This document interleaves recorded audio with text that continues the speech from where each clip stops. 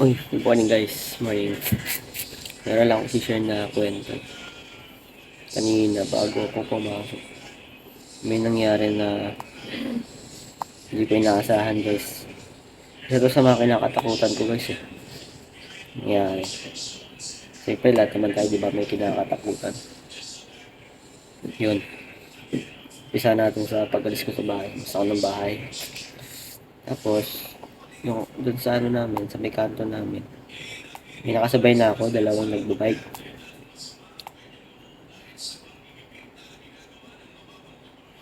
Tapos hanggang sa makarating kami ng Casimiro, sa likod ko lang sila. Hindi sila ma-overtake sa akin. Sa likod ko lang sila. Nakabuntot lang sila sa akin. Sa ano, makarating kami sa Casimiro Village. Doon kasi ako dumadaan. Lumiko ako doon. Pagliko ko doon, lumiko din sila. Siyempre, ako, isip ko, baka pareho lang kami ng dadaanan. Yan, sa isip ko, na pareho kami ng dadaanan. Pero hindi ko na pinansin yun. Pasok namin doon sa may Casimiro Village. Yung isa medyo nadikit sa akin. Tumatabi. Tinignan ko siya. Tapos nung tinignan ko siya, naangiti lang siya. Tapos yung isa naman, nasa likuran ko lang. Tapos yun, patuloy lang ako. Bike lang ako. Yun sa ano, makarating kami doon sa may likod ng Uniwide. Yun pa rin, ang sistema. Kasunod lang sila.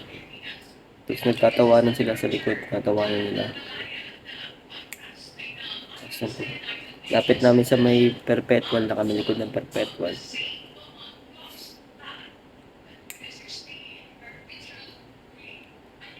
Akala ko, iiwaling na sila kasi may daan naman dun pa papulang lupa eh. Yun, akala ko kakakaana na sila kasi ako didiretso ako eh. Pako-kampo. Hindi sila kumanan guys, sinundan pa rin talaga nila ako guys.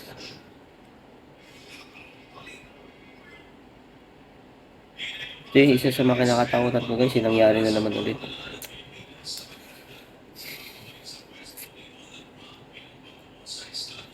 Kaya yun, pagdating namin doon sa may Ocampo, pagliko,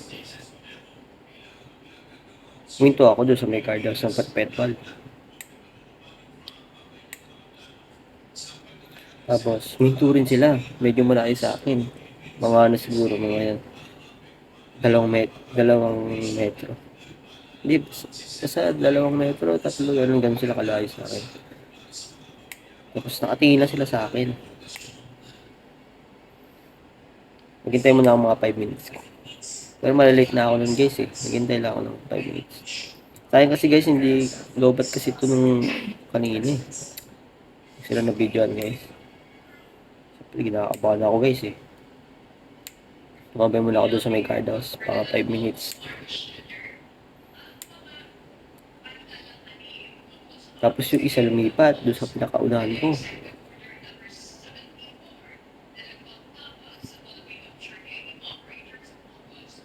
Siyempre, ako naman, minsan may pagkalakas din ng loob ko. Dami naman tao, din ako nagsumbong sa guard. Lumakad na, nag-bike na ako kasi. Late na nga kasi ako. Nag-bike na ako. Dito na kami ngayon. Sa may Ocampo, sa may crossing na. Sa may Avon, dating Avon. Tumigil ulit ako. Tumigil sila, tinabihan na nila ako. So yun. Yun na yung mga kinakatakot ako talaga. Dumating na. Lumapit sila sa akin. Lumapit sila sa akin. Tapos, yung isa, tinanong ako. Ikaw ba si Kuya Ekla? Oo, ako nga, bakit? Kanina pa kayo sunod-sunod sa akin Ay, hindi kuya. Pogi mo kasi kuya. Kasi ka namin eh. Yung kaibigan ko, idol na idol ka kuya eh. Pogi-pogi mo doon. Magpapapicture nga sana kami sa'yo, kuya. Kaso mukha kang suplado, kuya. Ha? Sabi ko, ha? Hindi nyo kagad sinabi. Kinakabahan niyo pa ako.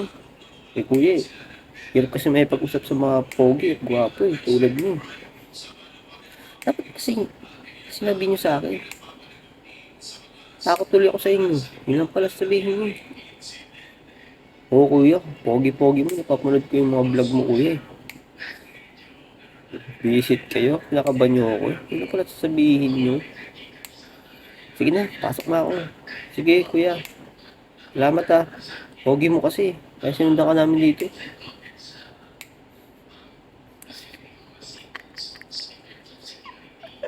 Yan guys. Wala guys eh. Yung mga napapagyan pala sa akin eh. Kaya pala susunod eh. Kala ko naman ano mangyayari.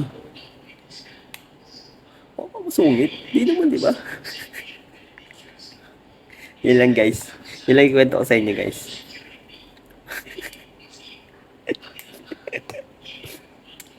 Bye!